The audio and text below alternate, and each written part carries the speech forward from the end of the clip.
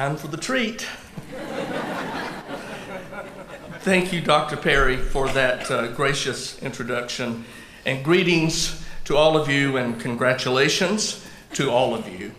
I would like to acknowledge three special groups, and they've really already been acknowledged, but bear with me. Of course, the candidates for our master's degrees, the friends and families that have come here to celebrate the accomplishment of our graduates.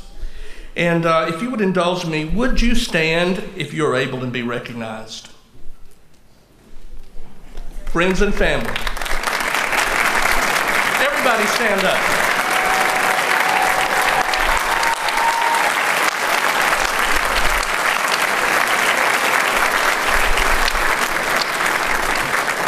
You know, it doesn't get much better than this. And I would like to ask my faculty colleagues if you would indulge me and stand and be recognized.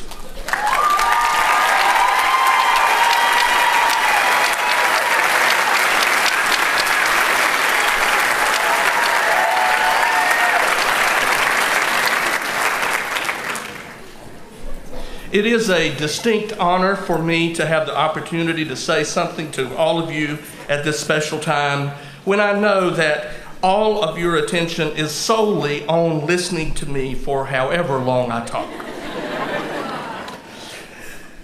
And to our graduates, this degree seals your fate in two ways.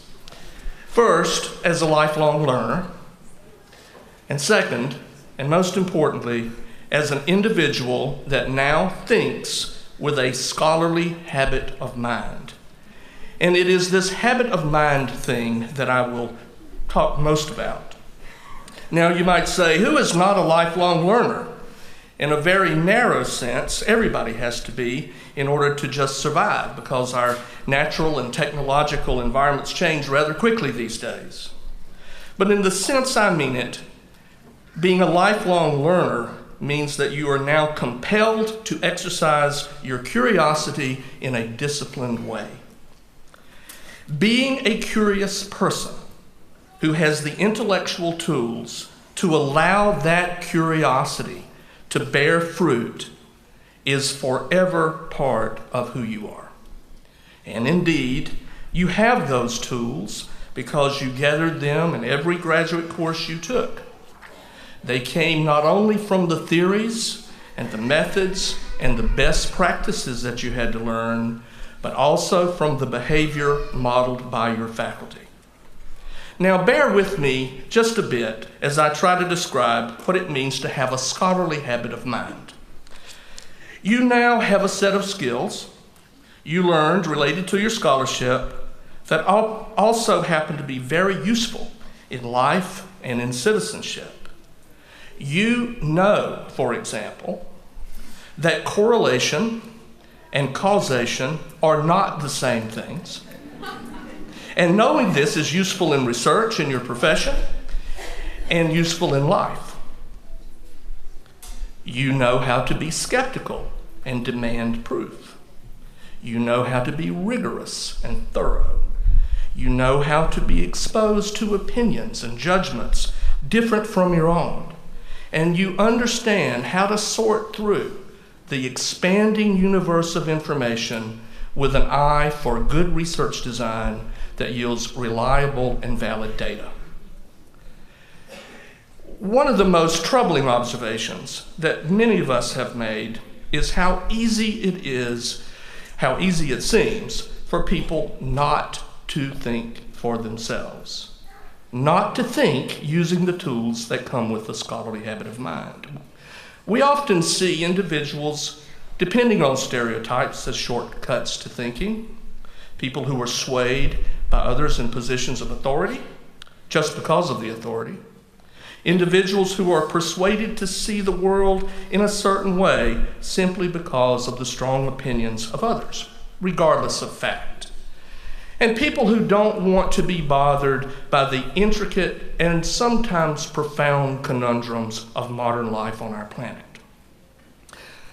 As a sociologist, I think it is getting easier for humans to retreat into communities and cultures, real and virtual, of sameness, rigidness, and where there is no room for curiosity, reasoned inquiry, or civil debate, and where only one side is right. But this way of thinking that I am trying to describe is something hopeful for countering the darker forces that threaten democracy and human progress. Thus, this scholarly habit of mind can sometimes feel, how should I say this, inconvenient. It can force you to see, indeed, that there is messiness and complexity in our world. Life would be easier if we could always defer to authority or tune out the loudest arguments. But you are no longer inclined to do that. You cannot, in good faith, resort to the shortcuts of stereotypes because you know they're often wrong and dangerous. And you will be forced into uncomfortable circumstances of challenging others and having yourself challenged because you know conclusions before sound research are illogical and anti-scientific. Opinions expressed strongly and eloquently are not necessarily true. Questions of cause and effect are very tricky to answer. And creating new knowledge and new practices, no matter what the setting is, the classroom, the community, and the laboratory, must be done with the greatest of care and control. The scholarly habit of mind will cause you to contemplate the ethics of your personal and professional behavior. I suspect that now you have a fuller understanding of your responsibility to fellow humans and our natural environment. You might have already become aware that every person that shares your life's path should be treated as an end and not just a means to an end. This is what I mean by the scholarly habit of mind. The new degree that you are about to receive is ultimately a great gift.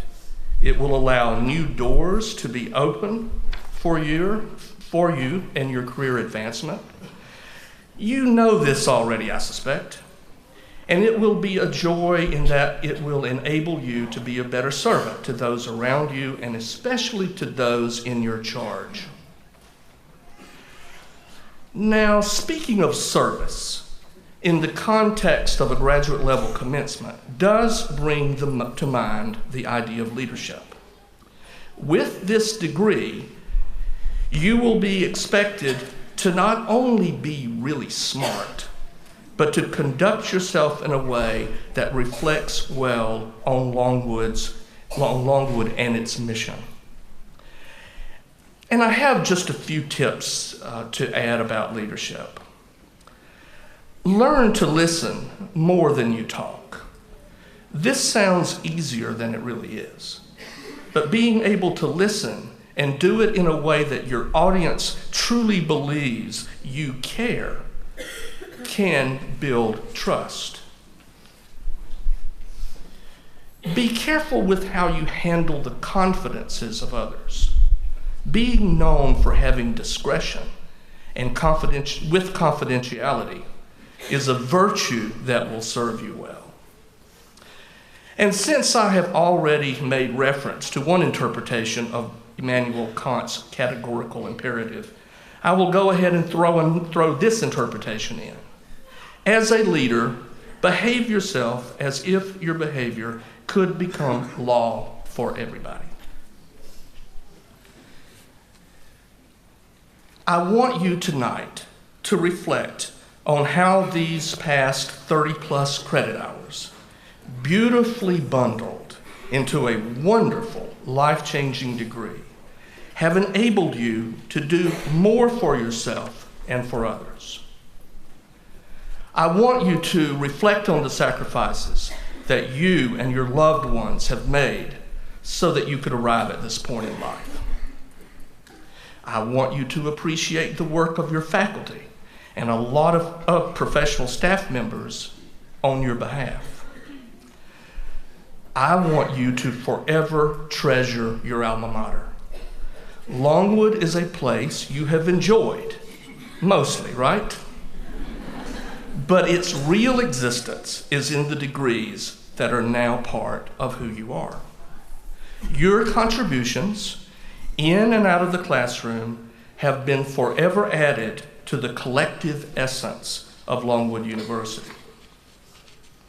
Finally, I want you to reflect on how exquisite you feel about yourself and this accomplishment at this moment. There's nothing wrong with doing that. Remember, you don't have a paper due anymore.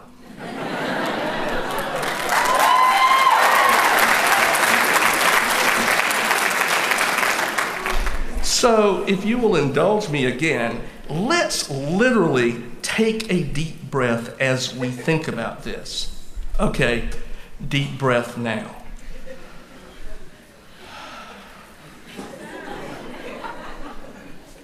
In conclusion, we all recognize that life is short and that many things that come our way are temporary.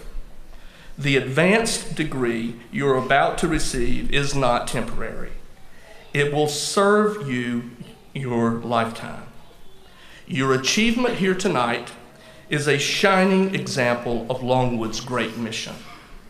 And let me say, on the behalf of the faculty and everybody else that was part of your arrival at this point, we are very, very proud of you. Thank you.